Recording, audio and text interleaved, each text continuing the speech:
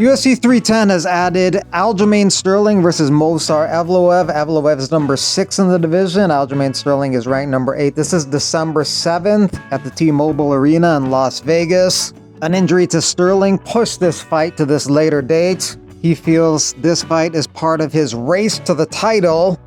The guy who made the biggest strides in that direction was Diego Lopez, who moved up 10 spots after his victory over Brian Ortega, who dropped 2 spots as a result of that defeat. The title will be contested next month at UFC 308. Topuria versus Holloway. Both these guys are coming off great performances. Topuria with that knockout victory over Volkanovski to win the belt, and Holloway with that incredible knockout of the year over Justin Gaethje. Besides Movsar Evloev versus Aljamain Sterling, UFC 310 also recently added Cyril Gane versus Volkov Part 2. This is also a fight that was rescheduled onto this date. The card also has Smith versus Reyes, but it also needs to cement a main event. Rob says, O'Malley DM'd me this past Tuesday, pushed for the rematch. He's so sure he won the fight. I want to show him I will beat him again and again. I was going to give him a quick turnaround in New York. I'm not ducking Umar. After the rematch, I'll fight him or anyone else the UFC puts in front of me. I don't really see a need to do a rematch between O'Malley and Dvalishvili. I think it's time to fight Umar and just move on. Conor hasn't fought since 2021. He's not going to fight this whole year. He says he'll be back next year, and he wants a title fight against Belal Muhammad. Okay, Chandler's match. Belal McGregor, UFC Welterweight World Title fight on the line. I've multiple knockouts in at 170. I'm a force to be reckoned with at 170. I do damage at 170, yeah? Check the stats. So I've done them at 100% accuracy. This man hasn't even got a knockdown in UFC history. Not one knockdown. It's embarrassing, to be honest, you know. Kind of slow roll on a person, yeah, because you just don't give a bollocks. They're all bones and the thing. Does not, you don't be interested. Come to me, boy. Belal just laughs it off, says wins over who? Okay, I think he earned it.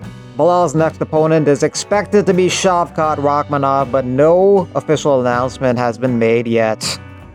Belal seems to indicate that Shavkat Rakhmanov is next for him. He says, see you soon, boy. That is the only fight that really makes sense at this point, and it should be a good one. Belal looked great in his victory over Leon Edwards to win the title, and Shavkat has been impeccable in his UFC career and MMA career so far.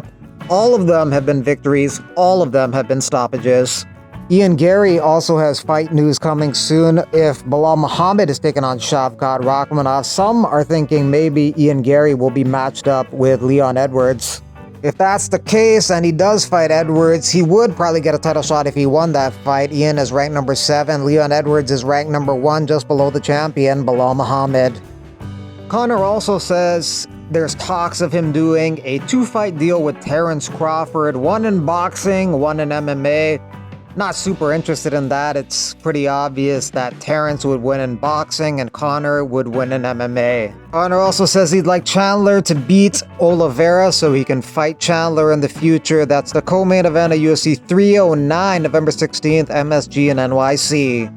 A lot of fighters on this card are possibly going to retire on this card. A lot of these guys are on their way out. Jones and Miocic are on their way out. Jones said this is his final fight, more than likely. Paul Craig is nearing the end of his career as well, and Chris Weidman is on his way out too. This could be his final fight in his hometown of New York City.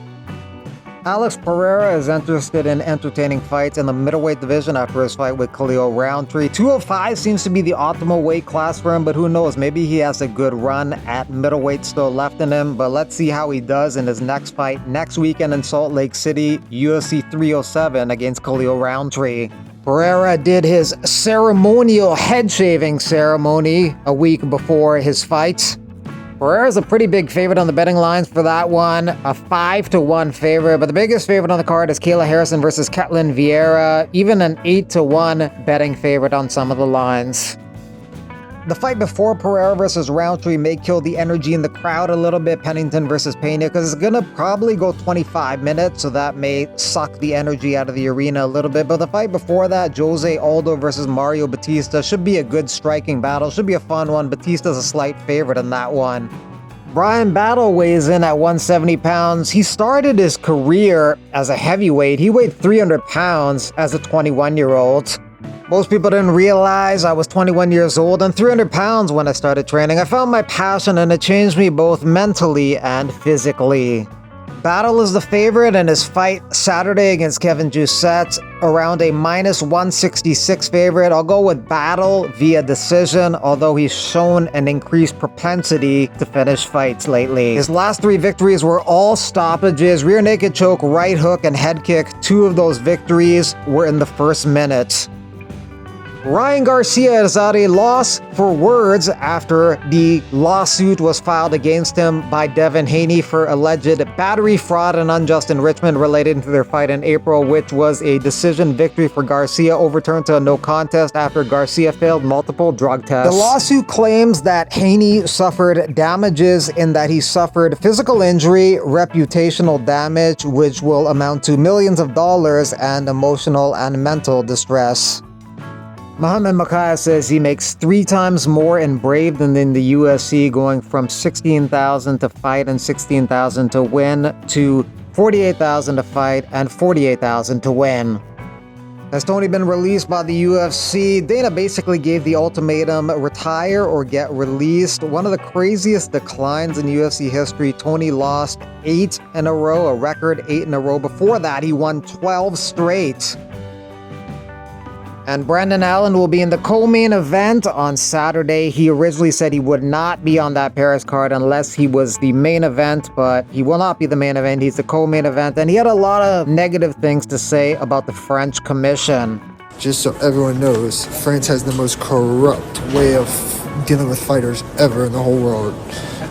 Over 40 fights, fought outside the country, in the country, different states, that state, made weight, no problem. Then they're going to tell me that I have to give blood or urine. First they said urine. I got to give urine. Right off the scale. So dehydrated. Waited 3 hours. Finally have to pee. Then they tell me I got to give blood on top of that. So then I do the urine. They say they're going to do blood. They do blood. They don't get enough. They try to tell me they need more. I said, you're not going to stick me again. Then they want to do a different type of blood. So they did that too. That didn't work, so then they thought about doing another one, and then they said no. So anyway, while my opponent gets to go upstairs and sleep after he makes weight, I have to stay down for, 3.5 hours? Meanwhile, your opponent is fucking chilling. Yeah, so, yeah, no main, top guy of France had to do this shit. So just me and Moicano had to do this. The 2 most important fights on the card, and the 2 Frenchmen didn't get to have anything. They just get to go to their room, sleep, chill, eat, do everything they want to do. While, 3.5 hours later, I was downstairs at 8:30, made weight last night, easy. Yeah, fuck this place. This place is a fucking shithole.